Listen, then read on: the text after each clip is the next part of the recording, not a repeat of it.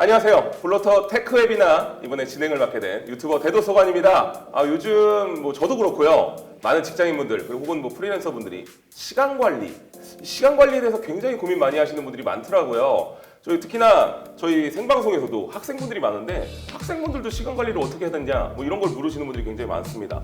요즘 특히나 엔잡러라고 해가지고 자기 일만 뿐만이 아니라 집에 와가지고 뭐 유튜버라든지 혹은 뭐 여러 가지 부업들을 하면서 두 가지 일 이상을 가지시는 분들이 많은데 그러다 보니까 시간 관리의 중요성이 훨씬 더 많아지는 것 같습니다.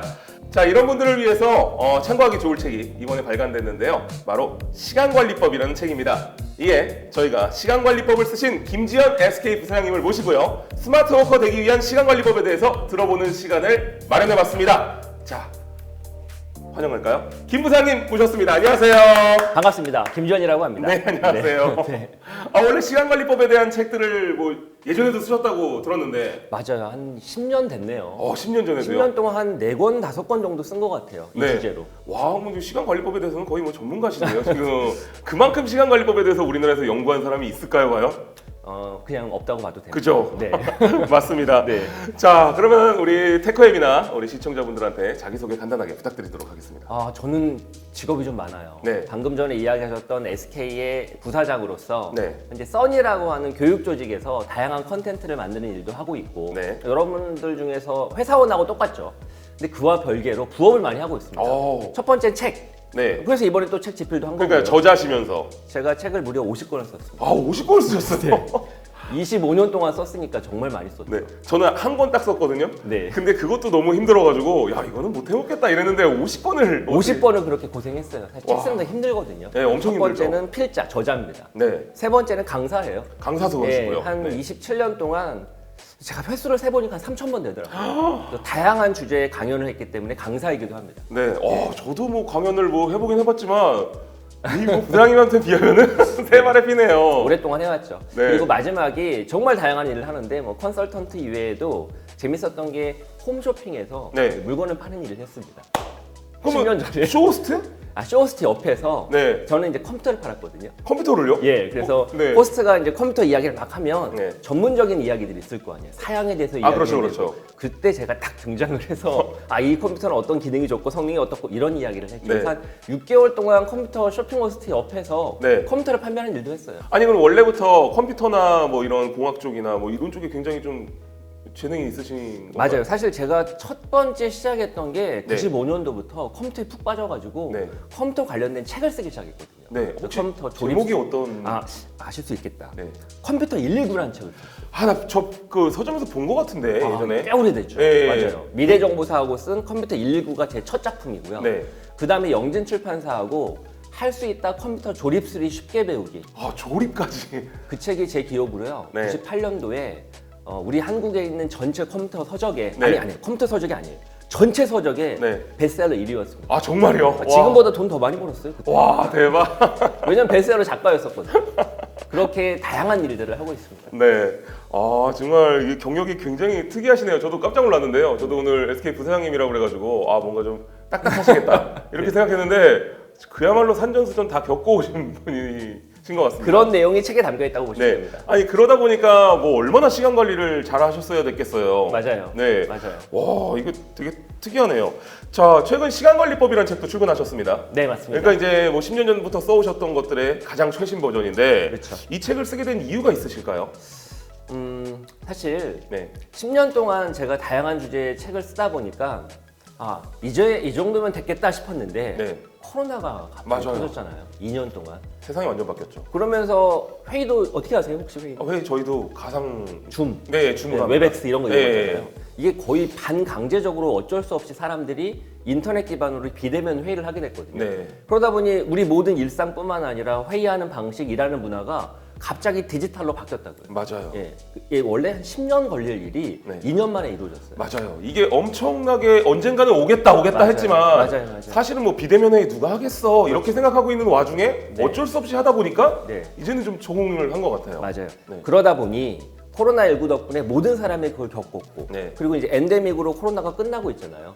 그렇다고 과거로 100% 회귀하진 않겠죠. 그렇죠. 그렇다고 하면 효율적으로 일하는 방법도 좀 바뀌지 않을까요? 완전 바뀌겠네요. 바로 그와 관련된 내용으로 준비를 한 겁니다. 네. 와, 그래서 이 바뀐 세상에서 시간관리법에 대해서 진짜 이런 책이 꼭 필요하네요. 네. 네. 저도 확신을 하고 그래서 네. 이제 2개월 전에 집필을 하기 시작했습니다. 네, 이 책에 대해서 그럼 간략한 소개를 좀 부탁드려도 될까요? 뭐. 네, 총 50개의 팁이 제시가 되고 있어요. 네. 일반적으로 시간 관리하면요, 되게 입에 나와 있는 책들이 추상적이고 개념적인 이야기 맞아요. 이런 이야기들이 많아요. 그러다 보니 들으면 뭐 그럴 것 같네 네. 라고 하는데 그래서 어쩌란 말이냐. 맞아. 당장 실행 방법들이 없거든요. 근데 저는 아예 50개의 당장 생활과 업무에 실천할 수 있는 테크닉 50개를 아예 제시를 합니다. 아, 그래서 50개를. 50가지 중에 내 업무 특성이나 나하고 좀 맞겠다 싶은 거를 선별해서 네. 당장 내일부터라도 따라할 수 있도록 그렇게 네. 제시를 하고 있어서 그게 큰 특징입니다. 굉장히 좋네요. 이게 원래 뭐든지 실행하는 게 가장 문제잖아요. 맞아요. 사실은. 실천이 제일 어려우니까요. 네. 사실은. 근데 그 실천하는 방법에 대해서도 이미 써져 있기 때문에 네, 맞습니다. 굉장히 참고가 되겠네요. 네. 와, 그렇습니다. 자, 오늘은 크게 이 세 가지 주제로 저희가 부사장님께 질문을 드려보려고 하는데요. 주제는 어떤 관점으로 일을 바라봐야 시간을 아낄 수 있을까? 그리고 이렇게 시간 관리하면 당신도 스마트 워커. 그리고 시간 관리를 도와주는 도구들. 이렇게 총 세 가지입니다. 먼저 첫 번째 주제인 어떤 관점으로 일을 바라봐야 시간을 아낄 수 있을까에 관련된 그 질문을 드리도록 하겠습니다. 어떤 관점으로 일을 바라봐야 시간을 아낄 수 있을까? 자, 모든 직장인들의 고민은 너무 많이 쏟아지는 일들을 어떻게 하면 효율적으로 처리할 수 있을까? 뭐 이거에 대해서 진짜 많은 고민들이 있거든요. 이 많은 일들을 대체 어떻게 받아들이고 이걸 또 어떻게 대처해야 될까요? 우선 이제 첫 번째로 일이 많다라고 하는 게 좋은 걸까요, 나쁜 걸까요? 아, 저는 개인적으로 좋은 것 같아요. 그렇죠. 왜냐면 일이 없으면 정말 슬플 것 같아요. 특히 저 같은 경우는 어떻게 보면 유튜버라는 직업이다 보니까 맞아요. 일이 없다면 네. 이거는 그냥 백수거든요. 그렇죠. 그렇죠. 맞아요. 그렇죠. 네. 엄밀히 말하면 일이 많은 건 좋은 거잖아요. 아, 그렇죠. 특히 프리랜서한테는 최고죠. 그렇죠. 네. 근데 회사도 마찬가지예요. 회사에서도 끊임없이 일이 쏟아진다는 건 내가 잘하니까. 음. 회사에서 일이 안 쏟아지는 건 일을 못하니까 안 주는 거거든요. 맞습니다. 네, 그래서 네. 첫 번째는 태도를 바꿔야 됩니다. 우선 일이 많은 건 좋은 거죠. 좋은 거다. 근데 일이 많은 걸 불평불만을 갖는 거는 스트레스를 받으니까. 아, 맞아요. 왜냐하면 내가 가지고 있는 자원은 제한돼 있는데 이걸 제 시간에 못 끝내잖아요. 근데 일은 또 들어와. 그게 힘들어서 그런 거거든요. 네. 근데 곰곰이 보면 힘들기 이전에 우선 일이 많은 건 좋은 거예요. 그러니까 첫 번째, 일이 많은 건 좋은 거다라고 세뇌할 필요가 있죠. 네. 태도의 문제니까. 이게 좋게 받아들여야 되는 거죠. 맞아요. 첫 번째. 네. 두 번째, 그러면 이제 나의 문제예요. 일이 많은 건 좋은 건데 일을 어떻게 더 빨리 할 수 있을까? 사람이라고 하는 건 한 시간에 할 수 있는 일이 제각각 달라요. 아, 사람마다. 그죠? 근데 왜 다르죠? 그러게요. 역량이 다르니까. 맞아요. 역량도 다르고. 네. 네. 역량이 다르고 경험이 다르니까 할 수 있는 일의 퍼포먼스가 다르거든요. 그리고 더 중요한 건 같은 사람이라 하더라도 작년과 올해가 달라요. 아, 그렇지 않겠어요? 네, 맞아요. 경험이 쌓이니까. 경험 쌓이니까. 더 능숙해지더라고요, 맞아요. 확실히. 문제는 그 경험이 쌓여져서 능숙해져서 역량이 오르면 한 시간에 더 많은 일을 할 수 있는데 네. 곰곰이 보면 되게 이 경우 많은 사람들은 작년이나 올해나 똑같아요. 왜? 챗바퀴 돌듯이 일을 하거든요. 맞아요. 쉽게 말하면 소처럼 일하는 거죠. 네. 근데 그렇게 일하면 평생 그렇게 일하게 돼요.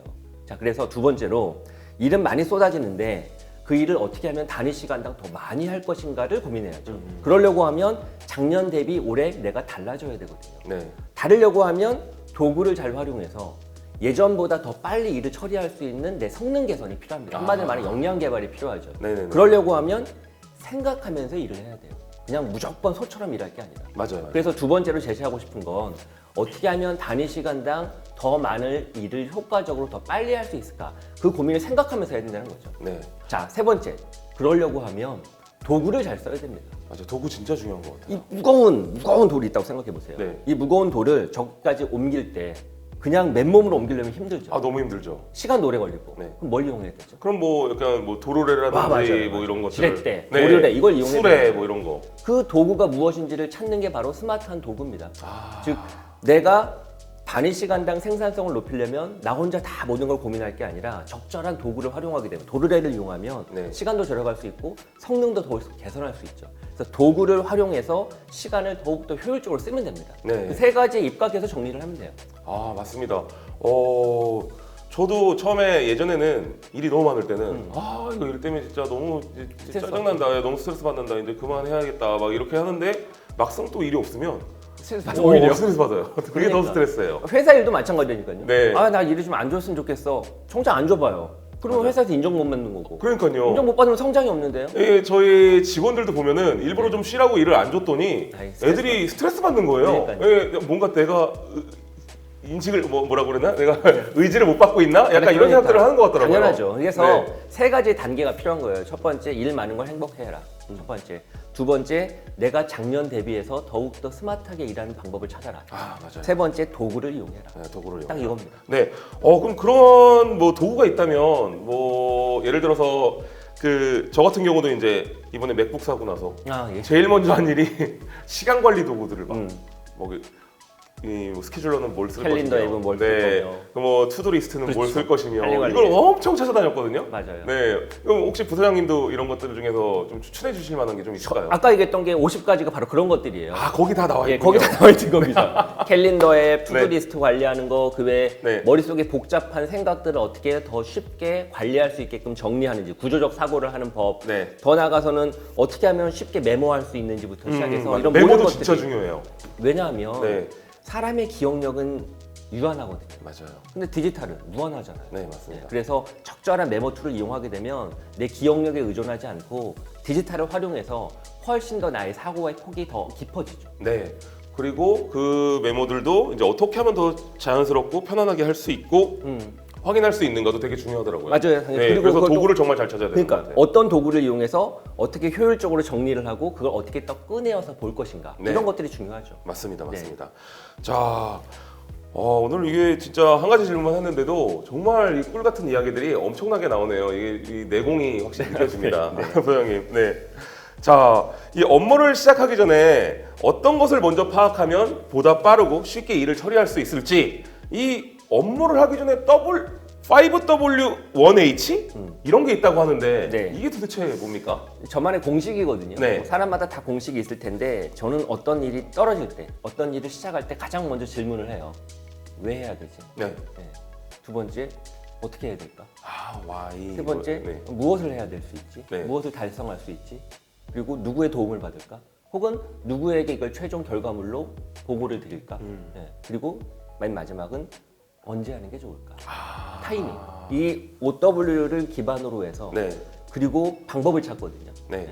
어떤 새로운 신규 서비스를 기획을 하거나 뭐 마케팅 전략을 짜거나 그리고 우리 대도서관님 같은 경우에는 네. 새로운 컨텐츠를 개발할 때 맞아요. 바로 이런 방식으로 정리를 하면 고객도 좋고 즉 보는 사람도 좋고 시청자도 좋고 네. 또 나도 해야 되는 명확한 비즈니스의 밸류가 있고 맞아요. 그리고 그걸 가장 효과적으로 그 목적을 달성하는데 방법론도 잘 디자인할 수 있고 그래서 항상 OW1H로 사고를 합니다. 굉장히 좋네요. 이게 마치 글쓰기 방법 같은 그런 거네요. 그렇죠. 네네. 맞아요. 저도 책을 많이 썼다고 그랬어요. 네. 책을 집필하기 위해 항상 고민을 한다고요. 이 독자는 무엇을 원할까? Why? 네. 그리고 나는 이 책을 통해서 뭘 기대를 하지? 그리고 그거에 따라서 어떤 목차로 내용을 구성하는 게 좋을까? What이잖아요. 네. 그리고 그 안에 어떤 내용이 어떻게 담기는 게 좋을까? How잖아요. 네. 그리고 이거를 지금 출간하는 게 맞나? 내년 초에 출간하는 게 맞나? 타이밍이잖아요. 맞아요. 그런 것들을 정리를 합니다.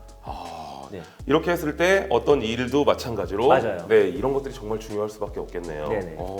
이게 항상 뭔가를 시작하기 전에 그냥 머릿속으로만 생각을 하면 굉장히 뭔가 좋은 생각은 나는 것 같지만 이게 두루뭉실하게 막 되면서 나중에 복잡해지거든요. 네. 근데 확실히 이렇게 OW1H로 정리를 하니까 좀 명확해지는 것 같습니다. 네. 이런 방법들 하나하나가 모여가지고 이게 시간 관리가 되는 거군요. 그게 50가지입니다. 맞아요. 맞습니다. 자, 이 모든 조직에서 리더는 정말 중요한 역할입니다. 저도 뭐 한 조직의 리더긴 하지만 너무 힘들어요. 뭐 어떻게 해야 되는지 모르겠어요, 솔직히. 네. 그래서 항상 저도 리더의 역량이란 무엇인가에 대해서 고민을 하는데 이 리더의 역량에 따라 그 조직의 성과가 완전 달라지는 거잖아요. 네. 그 리더의 시간 관리법이 그만큼 굉장히 중요하다고 생각하는데 네.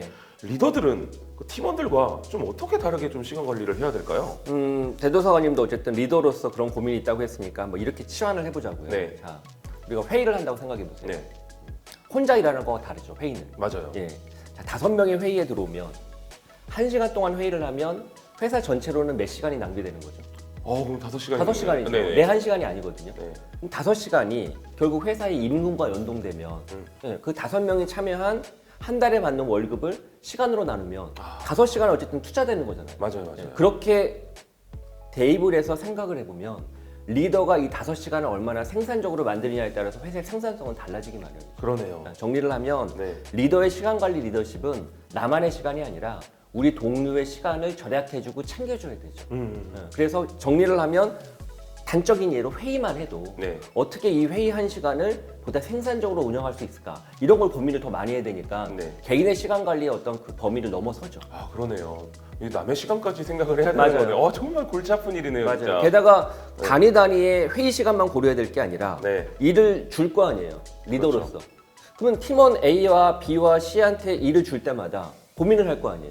누구한테 주는 게 가장 맞아요. 좋을지. 왜냐하면 고민해요. 네. 이 일이 과연 얼마나 시간이 걸릴까를 고민해야 되잖아요. 네. 근데 시간은 변수가 있어요. 상대적이거든요. 맞아요. 왜? 누구한테 주냐에 따라서 더 빠르게 할 수도 있고 더 늦게 할 수도 있거든요. 네.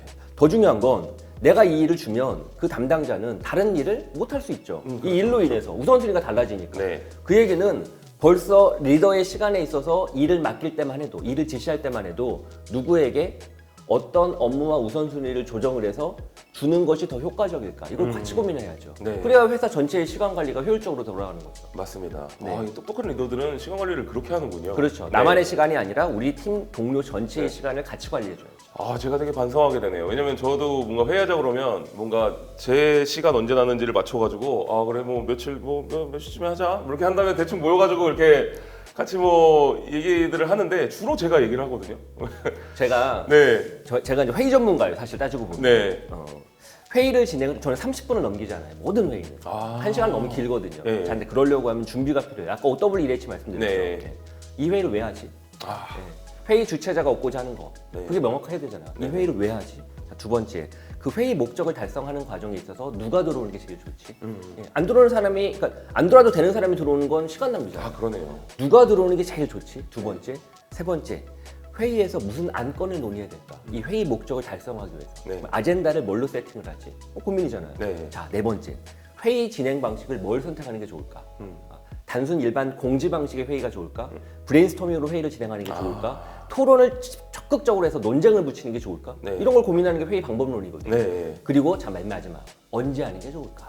그게 내 시간만 중요한 게 아니라 동료들의 시간도 중요하기 때문에 네. 그걸 어느 시간대 하는 게 제일 효과적일까? 이 5가지를 고민하고 회의를 주최를 해야 된다고요.